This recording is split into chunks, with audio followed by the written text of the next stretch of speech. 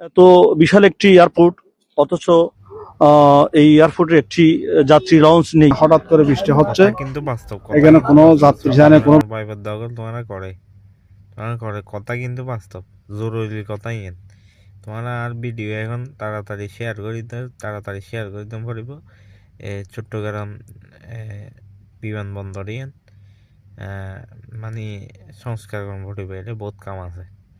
এটা আরা মানে এটা যখন বৃষ্টি পড়ে তখন মানুষ সবাই ভিজে, কোনো মানে দাঁড়ানোর কোনো এরকম ইয়া নাই।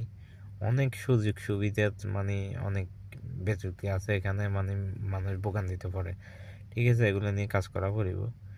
তো এমনি জরুরি একটা সংবাদ, এটা মানে জরুরি একটা সংবাদ বলতে পারেন।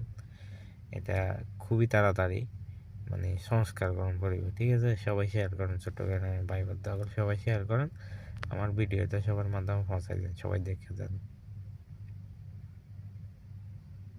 থাকে তখন ভিজতে থাকে। আমরা দাবি জানাচ্ছি সরকারের কাছে, যাতে এখানে একটি দর্শনার্থীদের জন্য যারা অন্ততপক্ষে আগে চলে আসলে বসে কিছুক্ষণ রেস্ট নিতে পারে, একটি যাতে লাউঞ্জ করে দেওয়া হয়।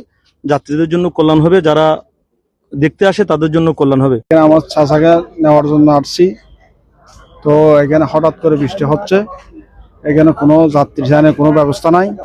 একটা যদি যাত্রী জাহানির ব্যবস্থা হলে একটু সবার জন্য ভালো হতো।